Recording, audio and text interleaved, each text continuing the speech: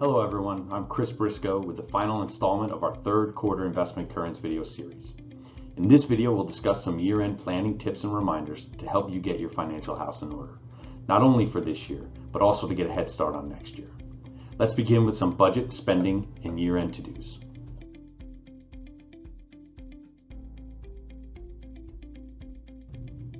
At the end of each year, it's always a good idea to review your budget to determine if your actual income matched with what you were looking to spend and also looking to save. Creating and implementing a budget is one thing, but being able to stick to it throughout the year can be quite a challenge. So how did you do?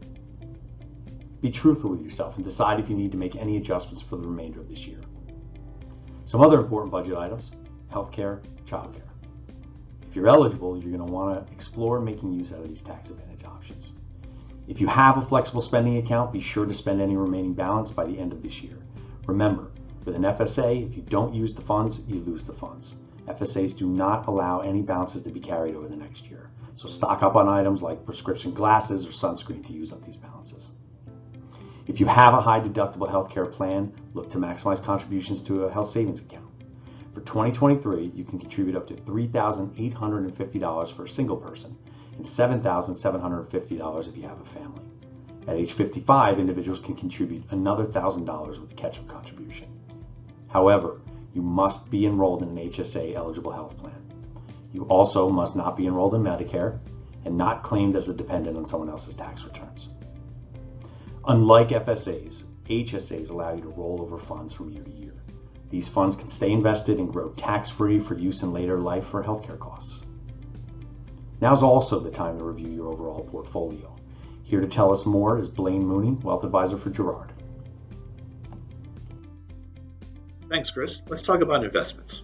When having your yearly portfolio review with your advisor, a good place to start is with your current risk profile. Have your circumstances changed? Have you retired, or have you inherited some assets or sold your business? Any major life event should be communicated to your advisor and could be a reason to change your risk profile and portfolio allocation. Secondly, does the current state of your portfolio provide any opportunities to harvest tax losses?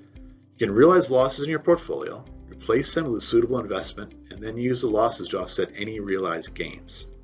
Thus, you'll pay less taxes this year and keep more of your money invested for future gains down the road. It is strongly recommended that each person review their retirement accounts. First, confirm each account is assigned a primary beneficiary and secondary beneficiaries if applicable. If possible, try to maximize your yearly contributions by the end of the year. For a 401k, 403b, and most 457 plans, the maximum annual contribution is $22,500, with a catch-up contribution of $7,500 if you are aged 50 years or older. If you have an IRA account, the maximum annual contribution is $6,500, with a catch-up contribution of $1,000 if you're aged 50 years or older. The deadline for IRA contributions is a tax day of the following year.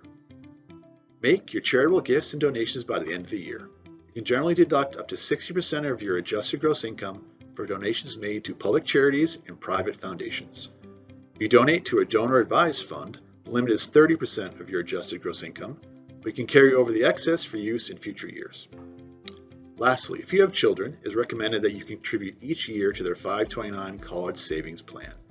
These plans do not have annual contribution limits, but any contribution is considered a gift by the tax code. In 2023, up to $17,000 per donor, or $34,000 if the gift is coming from a married couple, qualifies for the annual gift tax exclusion and is not taxed. Thanks, Blaine. Once you have everything buttoned up for this year, start planning for next year. Take the time to go over your budget again and see where any changes can be made. For example, are there any expenses on the horizon that you have to prepare for? Can you afford to save more money? Can you cut expenses? And do you have adequate emergency savings? As a reminder, for an individual who's working, 3 to 6 months worth of expenses is a good rule of thumb. If that individual is retired, 6 to 12 months. If you find yourself with extra cash on hand, it might be beneficial to pay down higher interest rate debt. If you have no debt, take advantage of this opportunity to increase your savings, pad your emergency savings fund, or invest the funds in your current portfolio. And finally, a quick note on Secure Act 2.0 changes with IRAs and qualified charitable distributions. As you know, the starting age for required minimum distributions has increased. Beginning this year, the required minimum distribution age is 73 for anyone turning 73 between this year and 2032. For those born in 1960 or later, that age is now 75. Regarding qualified charitable distributions, individuals aged 70 and a half or older may give up to $100,000 per year to qualifying charities from the donor's IRA. QCDs made directly from one's IRA will satisfy the required minimum distribution as well as not be recognized as income to the donor. However, you're not allowed to claim the QCD as a charitable tax deduction. It's also important to note that beginning in 2024, the $100,000 each year will be indexed for inflation. This is a great time of year before the holidays to review your financial landscape to ensure you're on the path to success for years to come. As everything else in life, our financial situations can change.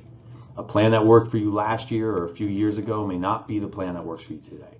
At Girard, we value the individuality of our clients and tailor plans according to your own needs, values, and goals.